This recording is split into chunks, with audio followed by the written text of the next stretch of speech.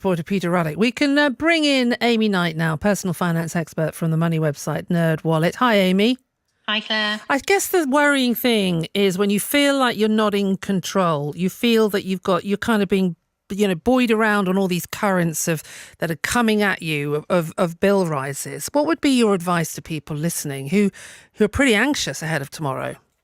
You're right. It's creating quite a sense of financial overwhelm. I think the 1st of April has become a little bit of a doomsday because there are so many different aspects of our financial lives that are going to change literally overnight.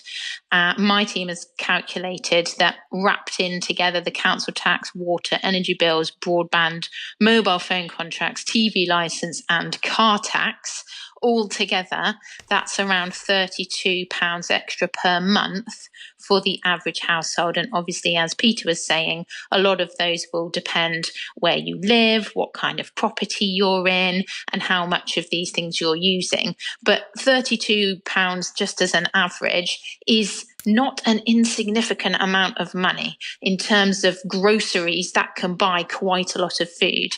So consumer confidence is shaky at the moment, and these bill increases are not going to help that. The way to take back a little bit of control in this situation is exactly as Peter was describing, really, to look at each of these individual costs and say, can I actually afford this? And if you can't, if you're genuinely struggling, then ask for help, because utility providers do have a responsibility to support vulnerable customers, but they can't help you if they don't know your situation. So you need to be prepared if you're struggling and you're worried that you're going to get into debt, to have that conversation with them, pick up the phone and say, look, this is what's going on for me. Do you have any social tariff that you might be able to support me with? And they have to say yes, do they? If you ring up and say that, they have to oblige. They don't have to oblige, they have to consider your circumstances. But if you're in a position where you're unable to pay, they don't want you to get into debt any more than you do. So they will help you if they can.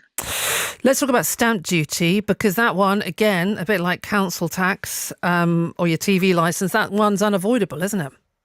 Unfortunately, it is. And there will be so many people that were hoping their transaction would go through today, and the clock's ticking and it's getting to close of business and it's not going to go through, and they're going to have to pay literally thousands of pounds more than they would have done had their transaction gone through in March instead of April. And just remind us the change. What was it, Amy? So it's going to affect first-time buyers for properties up to £499,999, so basically 500 grand.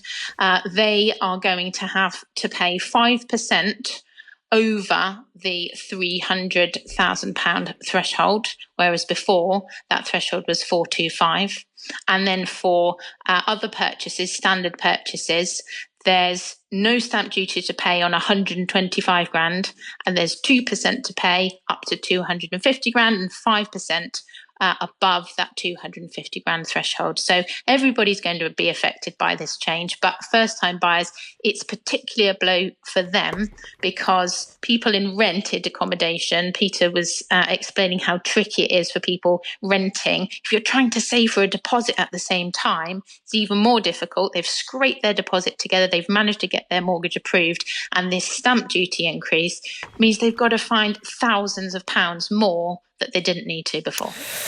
Okay, so let's just take a step back. Final question. Your advice, I mean, you've given some brilliant advice when it comes to utility companies. Just be honest with yourself. Say, look, if this is going up by this much, can I genuinely afford it? And contact them. On other matters then, what would be your steer for people who are really worried? And we heard from someone on a fixed income there, Deborah, she's a pensioner. She's going to food banks. People are really struggling. What would you say? One more tip on the food. There are a couple of apps that I think are worth knowing about. One's called Olio, and it's a sharing app where if you've got too much of something, you're not going to use it, you can share it, and vice versa. You can take food from somebody else that they're not going to use. And another one that's called Too Good To Go. So if you're struggling with food banks are fantastic, just as Deborah was saying, but these apps mean that you don't have to go to a food bank if you don't feel comfortable with that, you may actually be able to find good quality food locally that doesn't cost you supermarket prices. And then on things like your energy bills, the fixed tariff, it might work for you if you really prefer to have certainty. If it's going to help you budget, that you know the cost you're going to pay per unit of energy in the months ahead, then go for that fixed rate tariff. But just bear in mind that the price cap, it could go down as well as up. So there always that we're not expecting it to go down anytime soon, but there is always that little bit of risk that on a fixed tariff you could end up paying more than if you just stayed on the variable rate. Brilliant advice, Amy. Thank you so much. And of course, we can check you out as well, can't we? NerdWallet. Thank you so much for joining us. Amy Knight, personal finance expert, money website, NerdWallet. And just to say, if you have any questions about any of this, finance expert Martin Lewis is going to be joining us later in the programme. Text 85058. Plenty of you are already. If you've got any questions, we can put them to him about